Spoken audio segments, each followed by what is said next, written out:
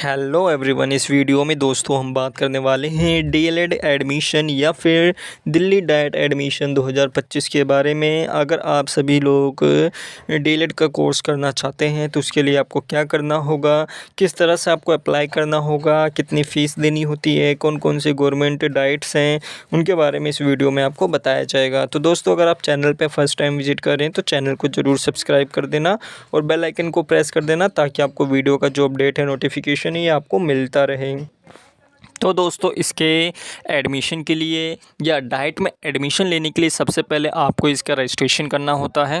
Registration जो है आप सभी के जो है आई थिंक फरवरी के मंथ में जो स्टार्ट हो जाएंगे और ठीक उसके 1 से 1.5 महीने के बाद आप सभी के एग्ज़ामिनेशन हो जाएंगे। जब आपके एग्ज़ामिनेशन होंगे, एग्ज़ामिनेशन आने के बाद आप सभी को जो डाइट्स हैं, आप सभी को पता है कि टोटल 9 डाइट्स हैं जो कि गवर्नमेंट है। अगर आप गवर्नमेंट में लेना चाहते हैं तो आपको अच्छी रैंक लानी पड़ेगी। इसके ऊपर एक सेपरेट वीडियो बनाऊंगा कि आखिर कितने रैंक में आप सभी को जो है गवर्नमेंट डाइट जो है वो मिल पाते हैं। अब इन डाइट्स में एडमिशन लेने के लिए क्या एलिजिबिलिटी क्राइटेरिया है वो देख लीजिए। सबसे पहले यहाँ पे admission to take DElEd program will be based on the applicants rank in the online computer examination test. इसमें यही लिखा है कि अगर आप डीएलएड प्रोग्राम जो है एडमिशन लेना चाहते हैं तो इसमें आपको जो सीबीटी एग्ज़ाम देंगे उसके रैंक पे बेस पे आपका जो है एडमिशन होगा। Online allocation of seat will be done based on institute choice as submitted by applicant. जब यहाँ पे आपका एग्ज़ाम हो जाएगा तो एग्ज़ाम से पहले आपको जो है अपने जो सेंटर्स कह लीजिए या जो अपने चॉइसेस हैं वो चूज़ करने को ऑप्शंस दिए जाएंगे कि आप किस डाइट में जाना चाहते हैं। रैंकिंग आपको देनी पड़ती है। रैंकिंग देने के बाद यहाँ पे candidate will allocate seats provisionally based on the from submitted. जो भी यहाँ पे आपने डाइट्स चूज़ की होंगी, अगर आपका लिस्ट में नाम आता है तो उसमें एडमिशन हो जाता है।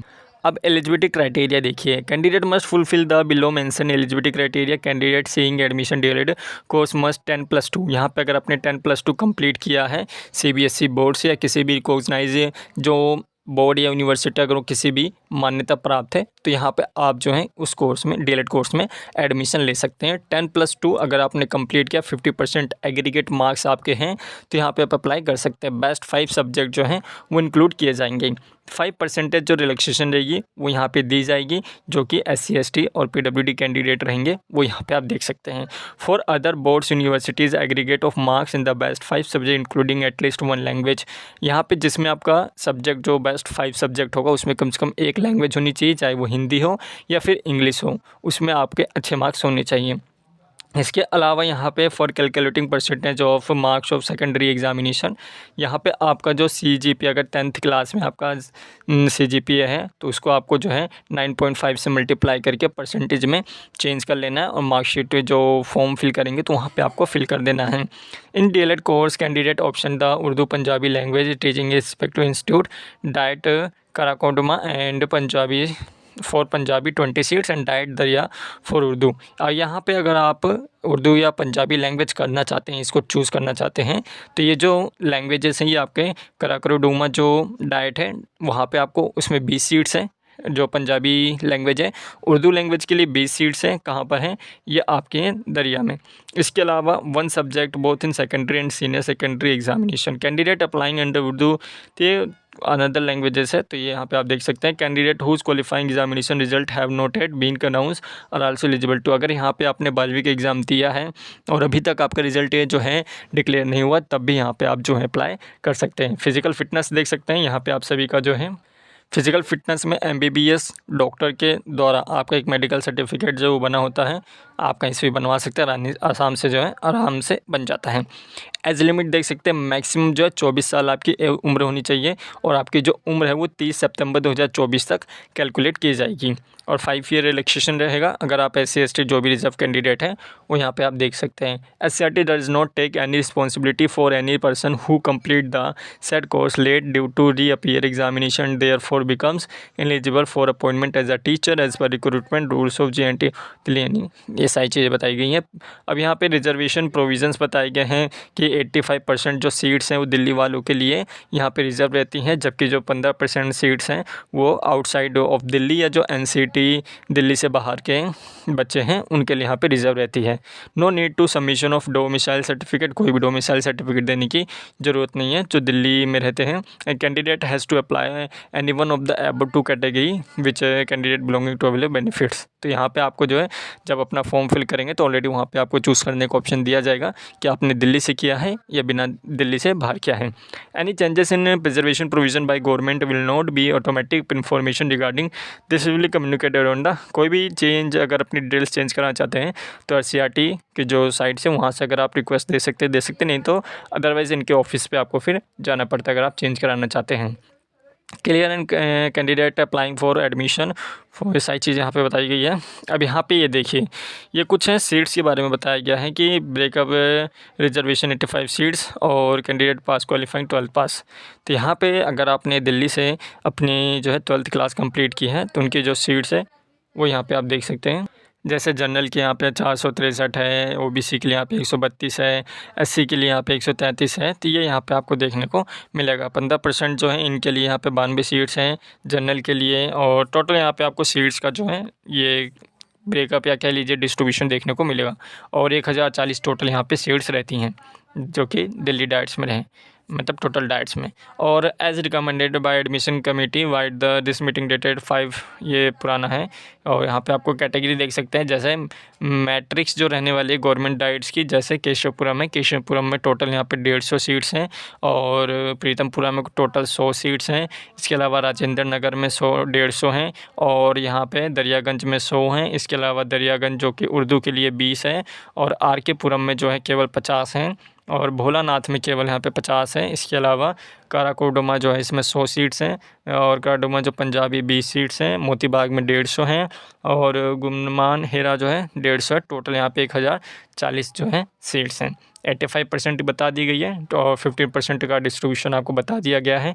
Category wise distribution reservation seat ये यहाँ पे आपको दिया गया है।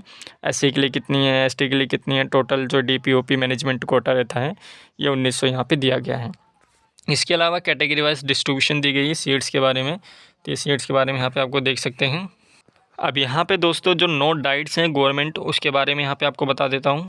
अब जैसे यहाँ पे आप देखेंगे तो पहली जो डाइट है वो इंस्टीट्यूट ऑफ केशवपुरम की है। ऐसा बिल्कुल भी नहीं है कि जो नंबर 1 पे दिया है या नंबर 2 पे दिया है, नंबर 3 पे दिया है वो सबसे बेस्ट है, ऐसा बिल्कुल भी मत सोचना। यहाँ पे केवल आपको नंबरिंग करके नंबरिंग के हिसाब से जो है आपको दी गई है।